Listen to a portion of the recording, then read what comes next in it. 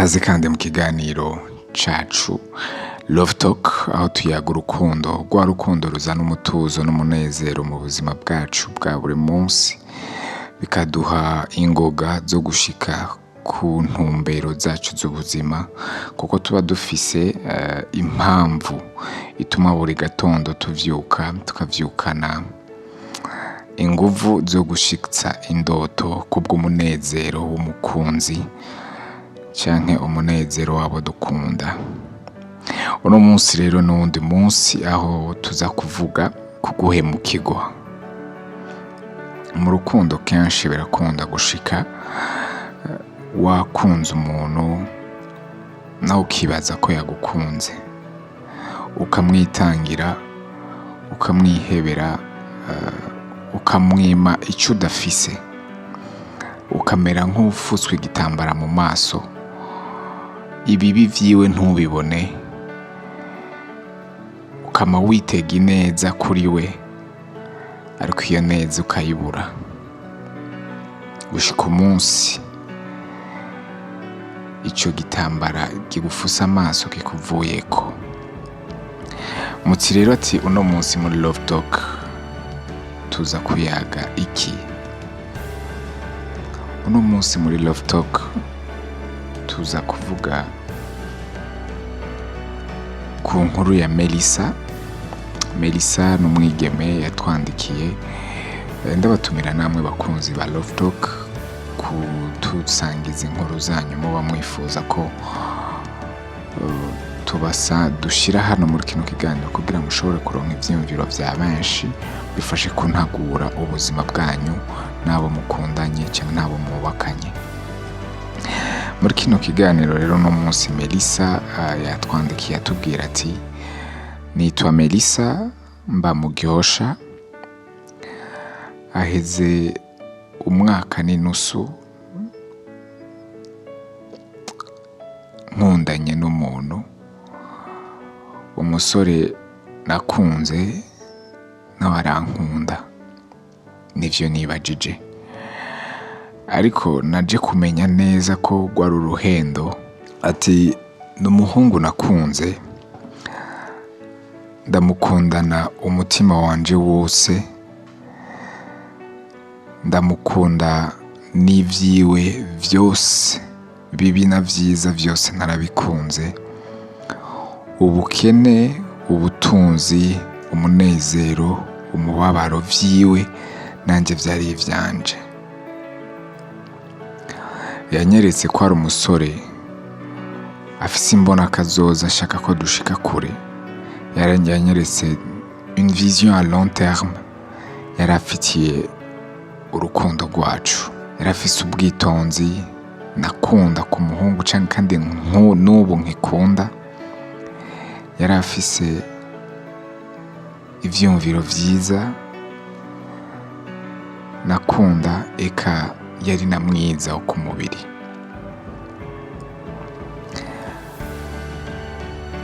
Yarandeheje ariko andesha ndabikunze, shashaye no kumubwira nti yego. Mu nyuma ndamwemerera,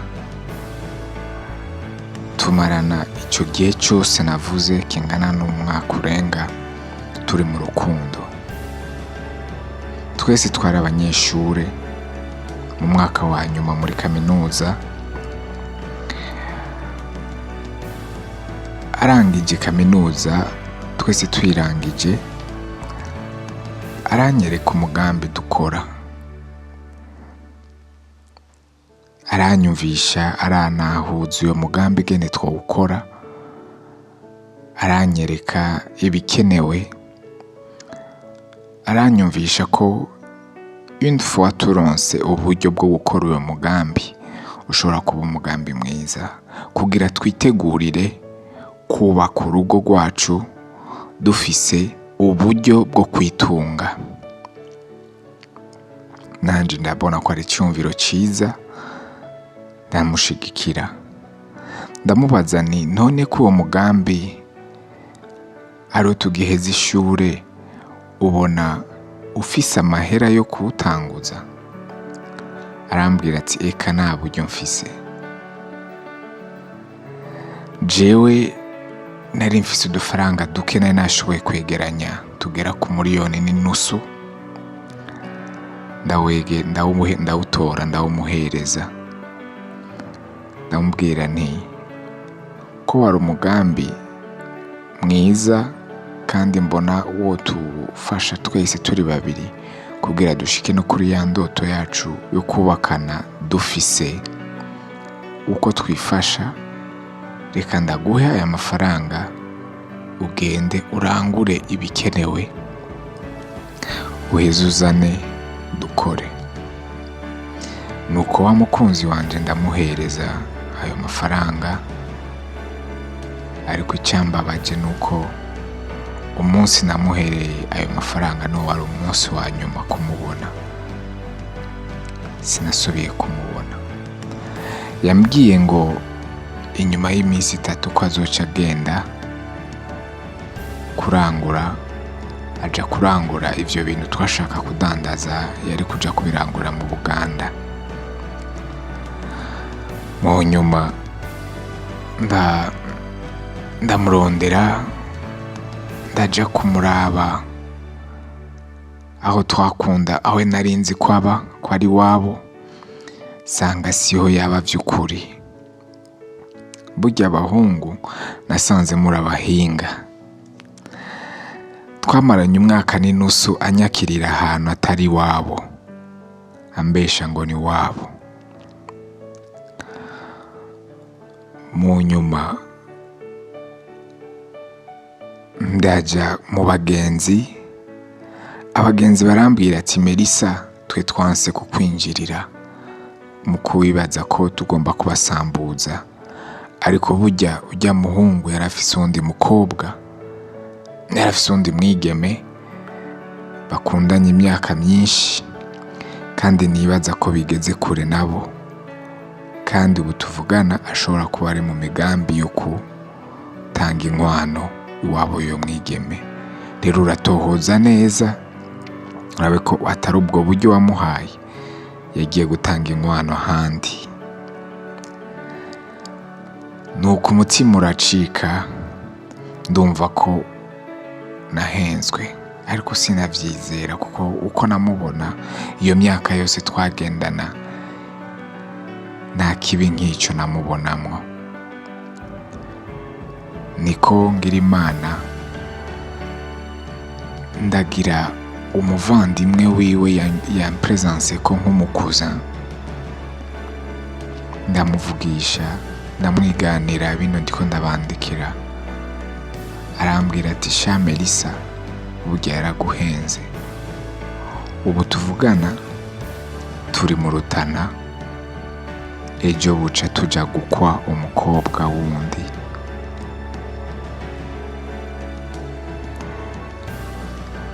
Naraguye mu gahundwe, ndabura uko nifata. Uno munsi nuzuye agahinda, nuzuye amarira, nuzuye amaganya. Mbega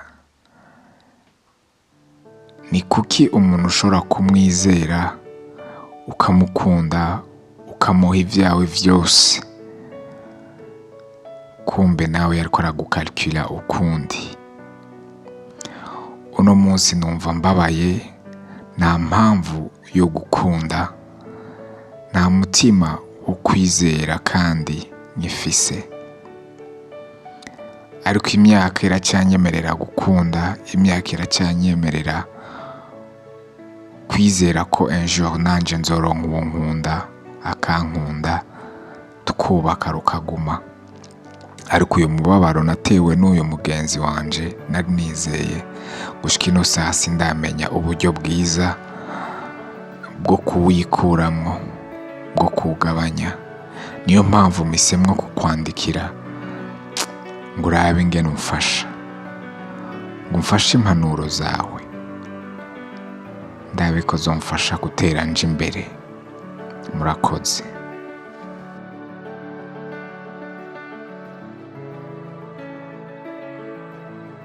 Ni inkuru ibabaje, ni inkuru wumva ko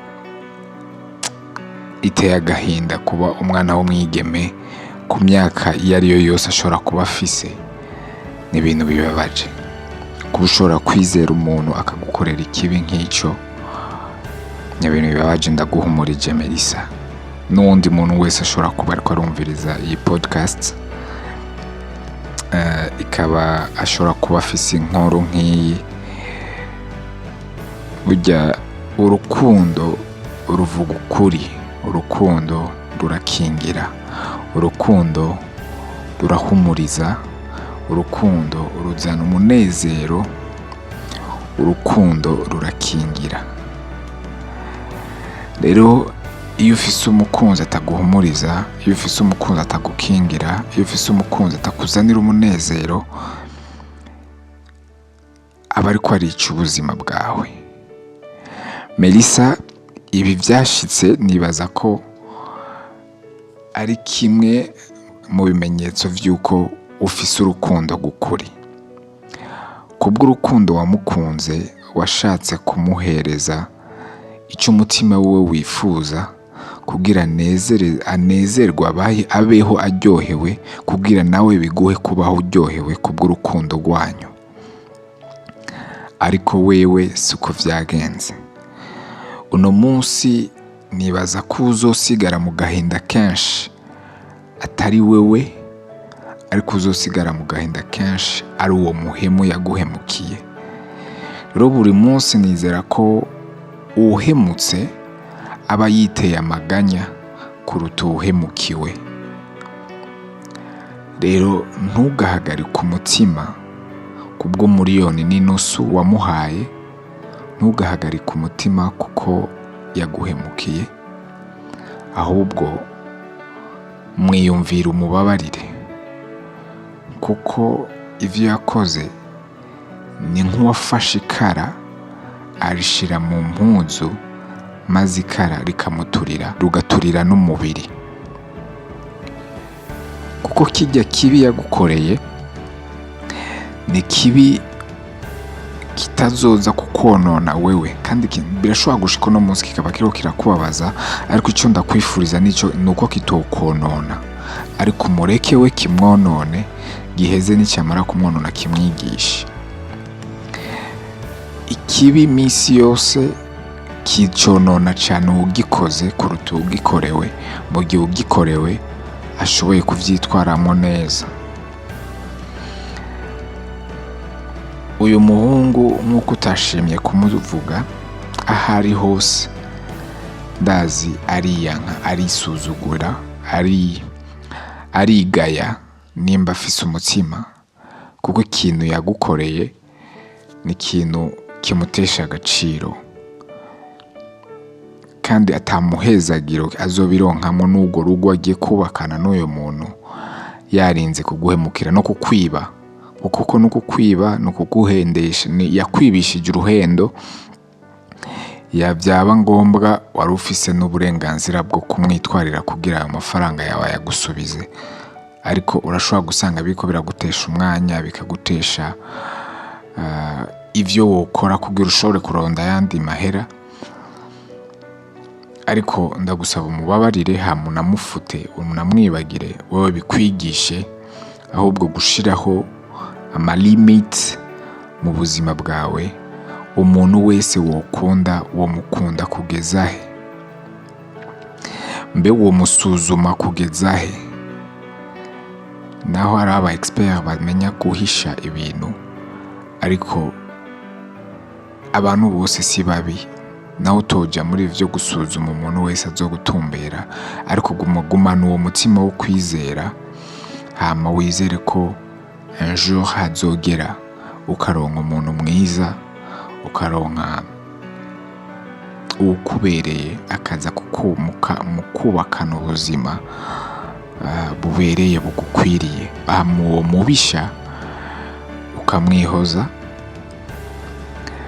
kuko n'ubundi naco ariko arakumarira kubw'iterambere ryawe, na nico yakumariye kubw'iterambere ryawe. Rero mu gihe cyose uri kumwe n'umuntu ataco ariko aragira icyo amaze kugira ukomeze utera intambwe, ufumurekila, hama ukahindura inzira ukaraba iyindi nzira ucamwo kugira ushike kuri za ndoto zawe. Melissa, gumana uwo mutima, bandanya ukunda kandi bandanya wizera. Wizere ko urukundo ruhari kandi wizere ko umunezero ushoboka, ariko n'ababisha bahari kandi ukwiye kubirinda. Wakoze kuduha ino nkuru, ndakwifuriza kuronka kumenya urukundo ruzo kuzanira umunezero n'umutuzo mu buzima bwawe. Hama dusubire ku wundi munsi nk'uyu. Namwe bakunzi ba Love Talk, ndabashimiye.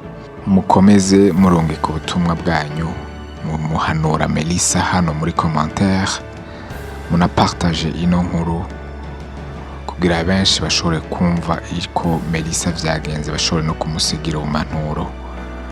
Hama namwe muzifise murashobora kutwandikira cyangwa murashobora kutubwira hano nyene muri commentaire, cyangwa mukatwandikira kuri 76 284 000 76 284 000, mukatubwira inkuru yanyu kugira ishobore gufasha abandi. Murakoze cyane. Yari Love Talk kuri Pam Channel TV.